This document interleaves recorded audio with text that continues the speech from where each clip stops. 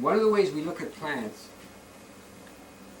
that we can look at plants, is that they are, the human organism can be seen to be a plant, actually in at least two ways. But the one way we can look at it is that since we're rooted in the heavens, our origin is in the heavens, then our head is the root of the body. And the thorax is the stem and leafy part of our body, and the digestive metabolic system is the fruit of our body. So this means that if we eat foods that have strong root activity, that they strengthen our head, which has to do with our nervous system and our thinking capacities, and just perception, cognition, all those things. Then, in terms of if we eat foods that have a strong leafy activity, they, and only they, strengthen the heart, lung, and circulation of the blood. Circulation of the blood, by the way, does not occur because the heart is a pump. The heart is not a pump. Forget it. There's no way cannot do it. I mean, there's 3,000 miles of capillaries in each kidney alone. There's no way this tiny thing could pump anything through that amount of pipe. Basically, the way the blood circulates is because of the rhythms of heaven and earth, the relationship to each other. When the earth turns, it causes the movement of what we call earth force, which is rising up out of the ground. And then the cosmic forces are called heaven force. And they're in dynamic interplay, yin and yang. And that's what causes the circulation of the blood. In other ways called levitational forces and gravitational forces. So the heart is the mediator, or the wise mediator of the activities of the body. That's basically what the heart is. Sends the blood, and the blood is the medium for that. The blood should be considered an organ in itself. So it's very important then, since the leafy part of the plant is the only part of the plant that nourishes this area and strengthens it, we have to make sure we eat leafy greens every day. I mean, this is a critical thing. You see? Because we are a heartless culture. So you have to realize that. And there's good reasons why this is a heartless culture. Rudolf Steiner's got a great description for it. It's a culture in which the heart is being ripped out. Now, why is this? And of course, this is borne out by statistics, right? Heart attacks kill more than everybody, strokes, so forth. And those are all blood related. I mean, in terms of the circulation of the blood, it's stagnated. So, the education is the main thing that kills the heart. Number one cause of heart problem is our education. Okay, because the education is intellect only. Intellect with no feeling. It's all done through the icy cold, clever intellect. And it's very clever. Intellect is very clever. But it's destructive. The human intellect without the warmth of the heart is totally and utterly destructive. And you can demonstrate that. I mean, you don't have to be, just look at the way we treat the world. And all our technology fundamentally is destroying the world. Right? So we have to develop a different technology. And in order to develop a different technology, we have to strengthen our hearts. So leafy greens, see, the highly disregarded, and what's the word that I want to use? Omitted?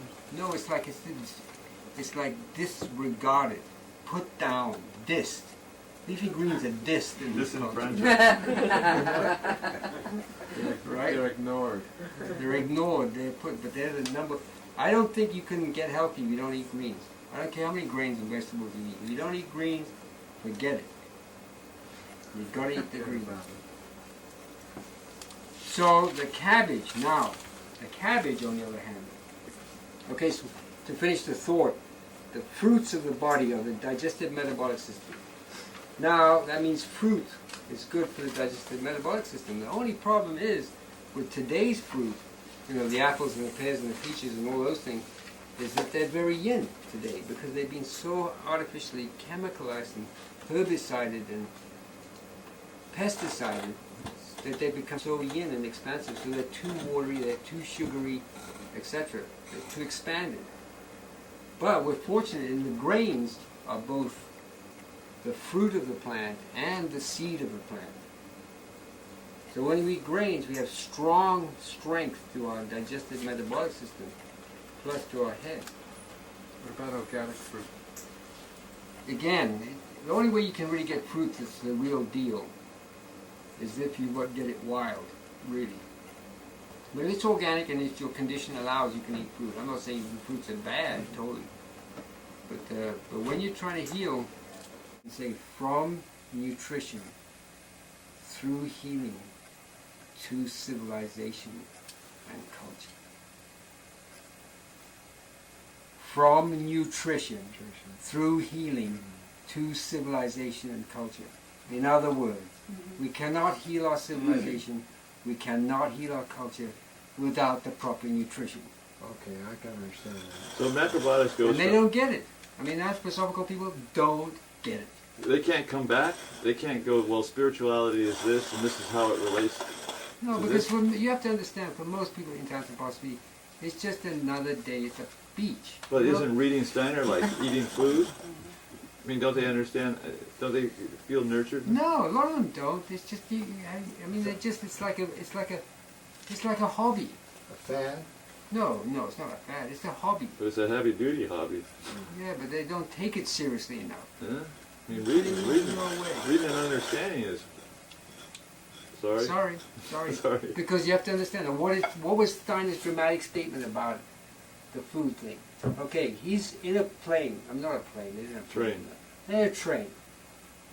And he's going from one lecture to another through Germany, some city to Stuttgart to whatever. And his student, one of his number one students, said, Dr. Steiner, why is it that you have been teaching this incredible stuff? I mean, he didn't say that. I mean, he's Germanic after all. But I would say mind-blowing, incredible stuff for these last 20 years.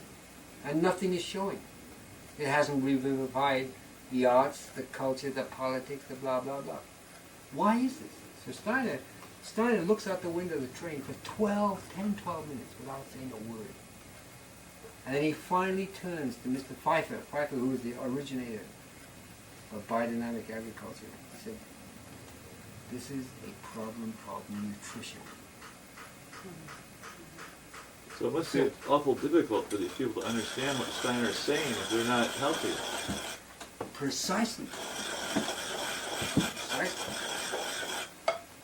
So, I don't know. Yeah.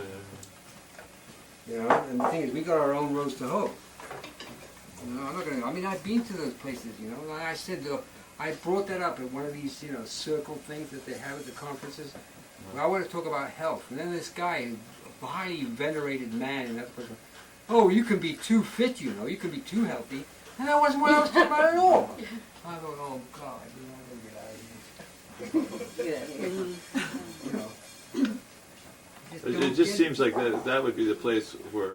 Yeah, where you get, this is also a yin kitchen as well as a yang kitchen. The yang kitchen is the cooking, yin kitchen is all the, my ranting and raving. All right, now, miso. Okay, approximately a teaspoon per person. I like that, approximately. Yeah, right. And this is the miso that you're going to be getting. This 3-year-old man is something else. How many are there here? Are there 16? Emmanuel? One guy, yeah. 1, 2, 3, 4, 5, 6, 7, 8, 9, 10, 11, 12, 13, 15. And you're the 16.